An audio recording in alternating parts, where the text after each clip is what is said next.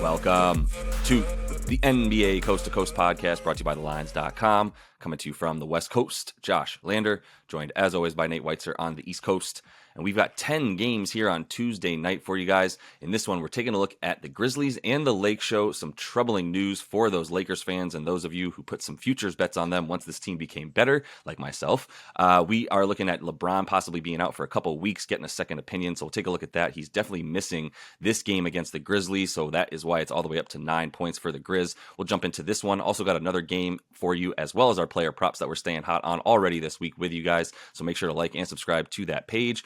Also want you to head to thelines.com. That's where you can check out all the great written content we have for you guys. The NBA is on fire on thelines.com right now. We also have the odds finder tool up there for you guys. You can make sure you're getting the best odds available to you from all those U.S. sports books, giving you NBA bets this season.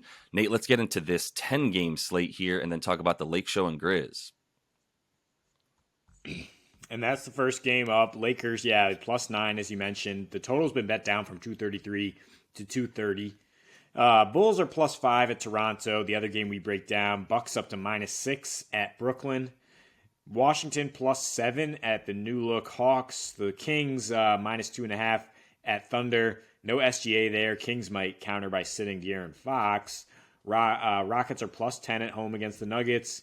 Mavs -8.5 at home against the Pacers. Spurs +10 at Jazz. Wolves +6 at Clips. And then the Blazers +4 at the Warriors. We're not going to pick that game, but I do think the Warriors can roll Dame. The Dame and the backup dancers who just aren't able to do anything right now other than watch Dame be amazing. But we're talking about the Lakers and their supporting cast and how they're going to respond now to LeBron James being out multiple weeks, if not maybe even the rest of the season, shortly after saying, we're going to come out of this break like our hair's on fire. We're going to play our way into the play-in and higher maybe, and pulling off the biggest comeback of the season in Dallas, and then they get this big blow. Certainly it makes you like the under, which is why we've seen it bet down 3 points already. The Lakers in 6 games without LeBron this year, averaging just 109 a game versus 121 with him. Assist to turnover ratio is dreadful. They're only hitting 9 threes per game. The thing is, both these teams are terrible three-point shooting teams. Both these teams like to bang down low. Both teams limit the opposition scoring down low. And at a top 10 rate, basically, I'm looking at the fact that the Lakers are the number one free throw defense, not just since this trade, but over the last 8-9 games or so. They've gone under in 5 of their last 6 since the trade deadline. The exception being Damian Lillard going off. And under in 5 of their last 6 without LeBron. Again, the exception is that Blazers game where they lost without him. Memphis going through their own struggles without Steven Adams, and you might think it's the defensive side of the ball that they can't guard the paint as much without maybe the strongest man in the NBA. But Xavier Tillman's done a fine job defensively filling that 5 role. It's their offense that's struggled. They score 5 points per game fewer without him. They have lost 8 of their last 13 now without him. Similar defensive rating, similar pace. But now we're talking, steady under and a pace that's gone down to 98.6 in their last 7 home games. Scoring 112, only giving up 104. So 233 was definitely too high. It's getting bet down at this point.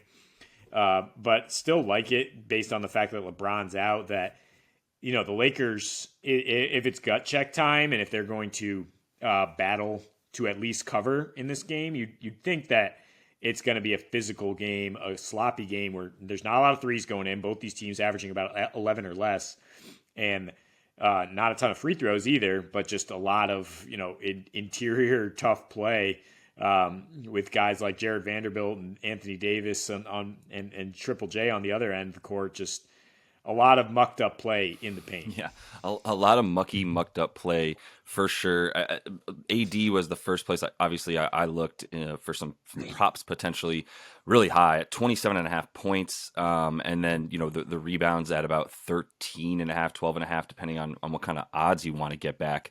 That's a lot. It is a team. They are playing a team in Memphis who can't rebound apparently without Steven Jackson.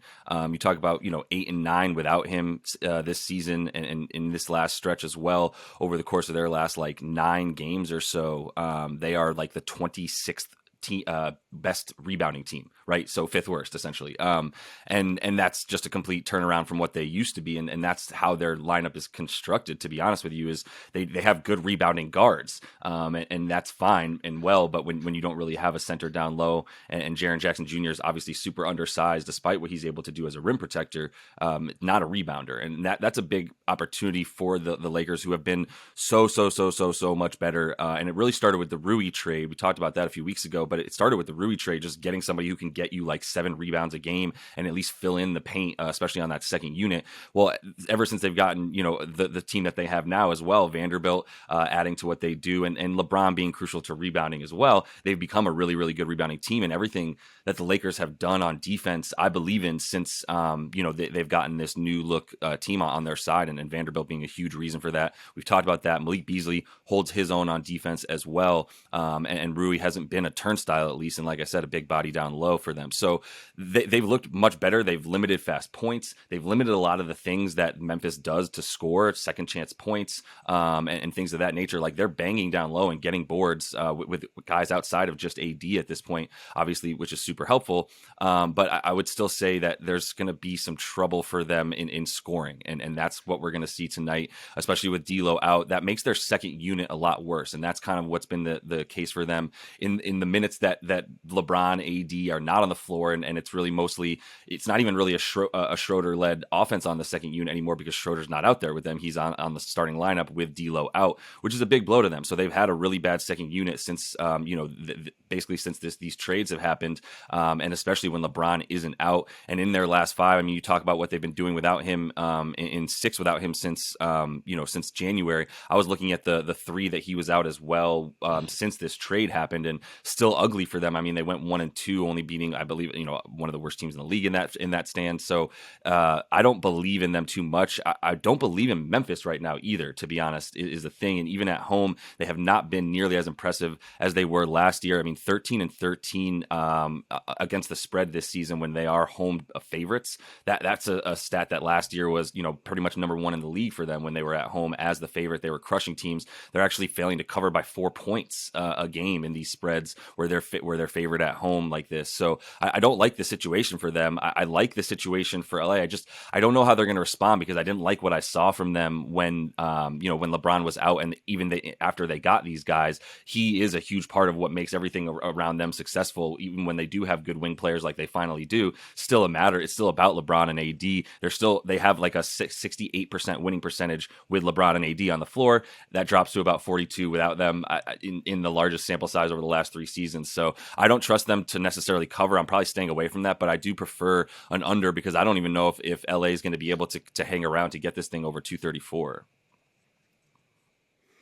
I do think they cover, and I think it's because of what you touched on, the poor rebounding from Memphis. I mean, they're still top 5 in paint points allowed in these last 7 home games without Adams, but 9th most second chance points allowed. And that's exactly like how you picture this offense functioning with Jared Vanderbilt and Anthony Davis up front. Is they're just going to be scrappy, and they're going to get extra possessions, and they're going to try to bang down low. Exactly what you would like to see from the Lakers. I mean, there should at least be an initial lift here with LeBron out. If we don't get news that he's out for the season, then it could be kind of a deflating. But they've been winning games despite the 5th worst shooting 3-point shooting percentage. Since these trade deadline moves, they've been winning them with defense. The number 1 rebounding team, number 4 defensive rating, 4th limiting assist to field goals, and 9th limiting paint points, and all the things you need to do against Memphis, which is just not the same team as last year, like you said, and actually snapped their 11-game win streak against Bron and the Lakers no Anthony Davis in that game, and LeBron was already playing hurt. He's been dealing with this for a while. So, the supporting cast is better at this point. I know with D'Lo out, the second unit is a bit of a concern, but Anthony Davis carried this team to eight of 10 wins with LeBron out in December. And I think he can at least carry them to be competitive, if not potentially win this game, because there's nothing about Memphis that says they're consistent. They could run away, but I would not take them. No, you're right there. Like, if anything, and you're touching that spread, you're definitely taking the Lakers to cover more than anything. AD is going to need to rattle off a streak of games where he puts up 35 and 15 the way he did during that win streak that you're talking about. They managed to win about 5 in a row at one point, and that was completely because AD was averaging like 37 points a game. They're going to need some more of that from him, some 40-point games in there, and definitely some 15 to 20 rebound games, but we'll see what he's got. We made the joke, like, he's got to put them on his back. Hopefully he doesn't get a hurt back at this point, and be out for a few weeks. So that is all the time we have for you in this one. Make sure to like and subscribe to that page. Also got another game video up for you and those player props. So until we see you next, happy betting.